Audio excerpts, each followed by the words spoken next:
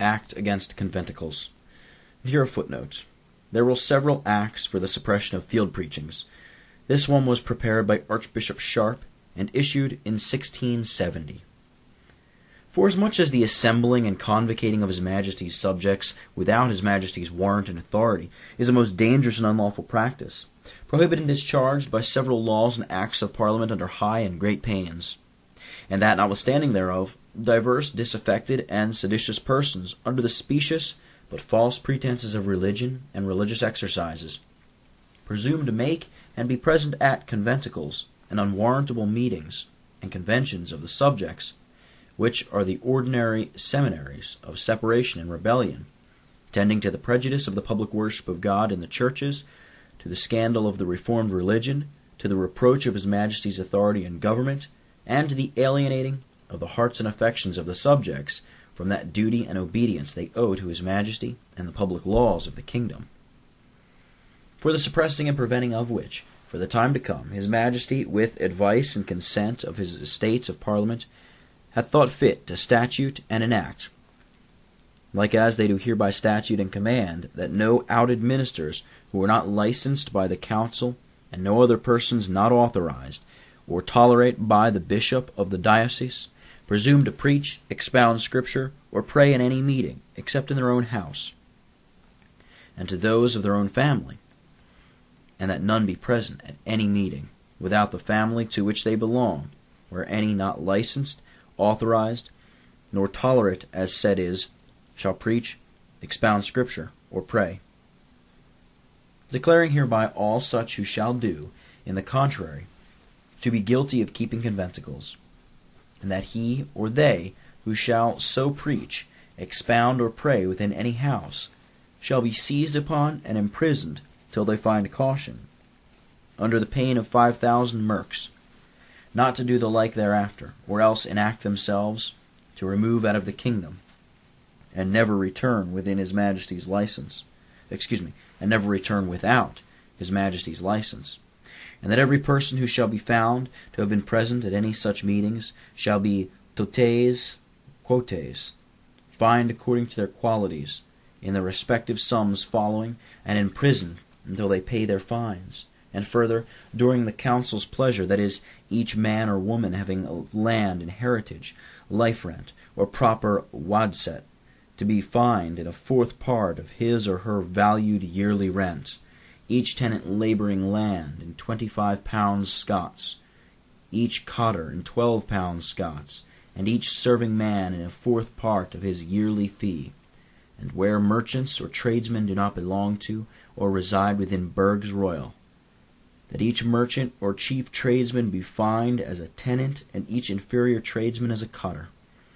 And if any of the persons above mentioned shall have their wives, or any of their children living in family with them, present at any such meeting, they are therefore to be fined in the half of the respective fines aforesaid, consideration being had to their several qualities and conditions. And if the master or mistress of any family, where any such meetings shall be kept, be present within the house for the time, they are to be fined in the double of what is to be paid by them for being present at a house conventicle. And it is hereby declared that magistrates of burghs royal are liable for every conventicle to be kept within their burghs, to such fines as His Majesty's council shall think fit to impose, and that the master or mistress of the house where the conventicle shall happen to be kept, and the persons present thereat, are to relieve the magistrates, as the council shall think fit to order the same. It being notwithstanding free to the council to fine the inhabitants of burghs for being present at conventicles within or without burghs, or where their wives or children shall be present at the same. And further, His Majesty, understanding that divers disaffected persons have been so maliciously wicked and disloyal as to convocate His Majesty's subjects to open meetings in the fields, expressly contrary to many public laws made thereanent, and considering that these meetings are the rendezvous of rebellion, and tend in a high measure to the disturbance of the public peace, doth therefore, with advice and consent foresaid, statute and declare, that whosoever, without license or authority foresaid, shall preach, expound Scripture, or pray at any of those meetings in the field or in any house where there may be persons, where there be more persons than the house contains, so as some of them be without doors, which is hereby declared to be a field conventicle, or who shall convocate any number of people to these meetings shall be punished with death and confiscation of their goods. And it is hereby offered and assured that if any of his Majesty's good subjects shall seize and secure the persons of any who shall either preach or pray at these field meetings, or convocate any persons thereto, they shall for every such person so seized and secured have 500 merks paid unto them for their reward, out of his Majesty's treasury, by the commissioners thereof, who are hereby authorized to pay the same, and the said Caesars and their assistants are hereby indemnified for any slaughter that shall be committed in the apprehending and securing of them.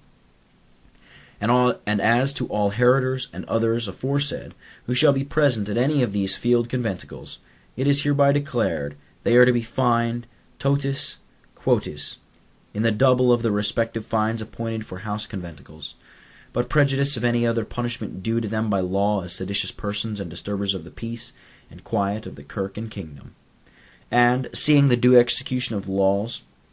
is the readiest means to procure obedience to the same, therefore his Majesty, with consent and advice foresaid, doth empower, warrant, and command all sheriffs, stewards of stewartries, lords of regalities, and their deputies to call before them, and try all such persons who shall be informed to have kept, or been present at, conventicles within their jurisdictions, and to inflict upon these who shall be found guilty the respective fines expressed in this act, they being always accountable to the commissioners for his Majesty's treasury, for the fines of all heritors within their bounds,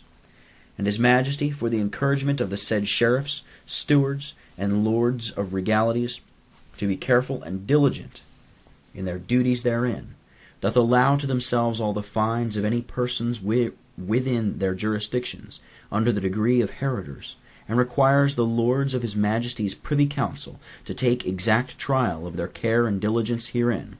and if the sheriffs, stewards, and bailiffs be negligent in their duties, or if the magistrates within burghs shall be negligent in their utmost diligence to detect and delate to the council all conventicles within their burghs, that the council inflict such censures and punishments upon them as they shall think fit. And the lords of his Majesty's privy council are hereby required to be careful in the trial of all field and house conventicles, kept since the 1st day of October, 1669, and before the date hereof,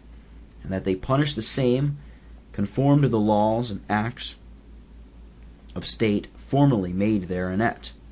And lastly, his Majesty, being hopeful that his subjects will give such cheerful obedience to the laws as there shall not be long use of this act, hath therefore, with advice foresaid, declared that the endurance thereof shall only be for 3 years, unless his Majesty shall think fit that it continue longer.